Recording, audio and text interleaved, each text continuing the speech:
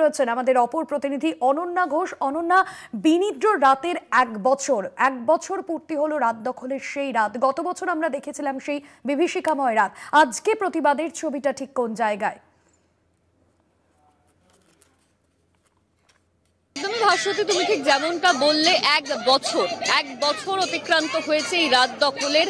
14ই August শুরু হয় রাত দখল, এবারেও 14ই আগস্ট রাত দখল হয়। 12টা বেজে গেছে, অর্থাৎ 15ই আগস্ট। আর এই মুহূর্তে আমি রাসবিহারীতে দাঁড়িয়ে রয়েছি, সেখানের ছবি তোমাকে তুলে ধরছি। আরজি করের নির্যাতিতার সঠিক বিচার চেয়ে রাজপথে নেমেছেন সাধারণ মানুষ। রাসবিহারীর ছবি সরাসরি কলকাতা টিভির দর্শকদের সামনে তুলে ধরা হচ্ছে। তারা কিন্তু একটাই দাবি সামনে রেখেছে যে তারা সুবিচার চায়। সুবিচারের দাবিকে সামনে রেখে তারা পথে নেমেছে। আমি একবার কথা বলার চেষ্টা করব।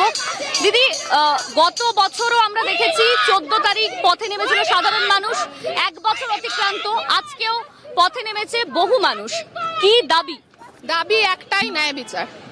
আর গল্প শোনার সময় নেই, আমরা কেউ ছোট বাচ্চা নই। আর এই আমাদের ভুলিয়ে রাখা গল্প শুনতে চাইছি না। অনেক প্রশ্ন আছে, প্রশ্নের উত্তর দিয়ে দাও, আমরা চুপ হয়ে যাব। প্রশ্নগুলোর উত্তর চাই। আমরা অফিস দিয়ে ফিরি, আমাদের সাথে রাস্তাঘাটে অনেকেই মাতাল থাকে, অনেকে ভালো ছেলেরা থাকে, অনেকেই আমাদের সাথে এরকম খারাপ ব্যবহার করছে। আমরা তো আর ভয় রাস্তায় বেরোবো না এমন তো না, আমাদের দিনের শেষে কামাতে বাইরে বেরোতেই হচ্ছে। কিন্তু কিছু কিছু মানুষের জন্য আমরা সেফ নেই। এই জাস্টিস আমরা আমাদের জন্যও চাই। আমরা সঞ্জয় রায়কে তো দোষী সাব্যস্ত করা হয়েছে, সঞ্জয় রায় তাকে দোষী সাব্যস্ত করা হয়েছে। তারপরেও আপনারা মনে করছেন যে একামাত্র দোষী হলে তার জন্য 21খানা আইনজীবীর কি দরকার ছিল? সঞ্জয় রায় দোষী আমরা মেনে নিলাম, কিন্তু তার জন্য আরজি করের ভাঙচুরের কি দরকার ছিল? সঞ্জয় রায় দোষী আমরা মেনে নিলাম, বাবা মাকে বলা হয়েছিল কেন আত্মহত্যা করেছে? সঞ্জয় রায় দোষী মেনে নিলাম, বাবা মাকে মৃতদেহ অবধি যেতে দেওয়া হলো না কেন? আমি মরে গেলে আমার বাবা মার প্রথম অধিকার আমাকে পুড়িয়ে দেওয়ার প্রথম এবং শেষ অধিকার। আমার বাবা মা যেখানে জীবিত আছে, আমি তার একমাত্র সন্তান, আমার বাবা মাকে আমার কাছে আসতে দেওয়া হলো না কেন? আমার প্রশ্ন, সব কটা প্রশ্ন, এক এক করে অনেক প্রশ্ন আছে, সব প্রশ্নের জবাব দিক। শুধু যদি সঞ্জয় রায় দোষী হয় মেনে নেব, কিন্তু প্রত্যেকটা প্রশ্নের জবাব দিতে হবে। তড়িঘড়ি করে সন্ধ্যেবেলায় পুড়িয়ে ফেলা হলো কেন? মেয়েটাকে কেন পুড়িয়ে ফেলা হলো? তার জন্য গার্জিয়ানের কাজ। গার্জিয়ান, আমার বাবা মা বেঁচে আছে, আমাকে পোড়ানোর দায়িত্ব তার। আমি মরে গেছি, আমাকে পুড়িয়েছে লোকে এসে কেন? তাদের কোন অধিকার আছে? যদি বাবা মা মরে যায়, কেস ক্লোজ হয়ে যাবে। তাহলে আমি যখন মরছি, আমার বডির উপর তারপরে আমার বাবা মায়ের অধিকার। আমার বাবা মাকে আমার পাশে এসে কাঁদতে দেওয়া হলো না কেন? কাঁদতে দেওয়া হলো না। আমার প্রশ্নের উত্তর দিক, চুপ হয়ে যাবে। একগুচ্ছ প্রশ্ন নেমেছেন। এই মুহূর্তে আমি রাসবিহারীতে দাঁড়িয়ে রয়েছি, 12টা বেজে গিয়েছে।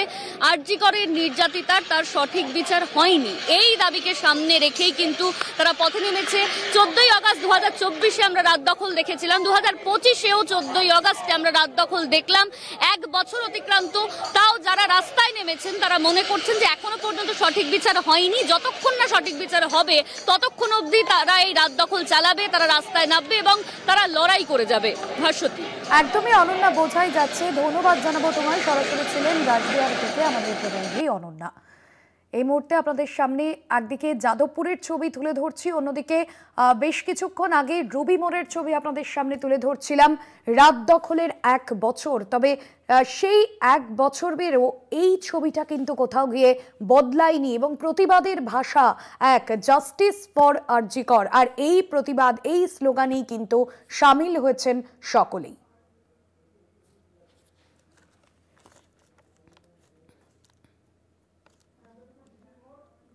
যাদবপুর, সিথির মোড় এবং রুবির ছবি আপনাদের সামনে তুলে ধরছি। প্রতিবাদ চলছে এই মুহূর্তে, জাতীয় পতাকা হাতে নিয়ে প্রতিবাদ চলছে যাদবপুরে।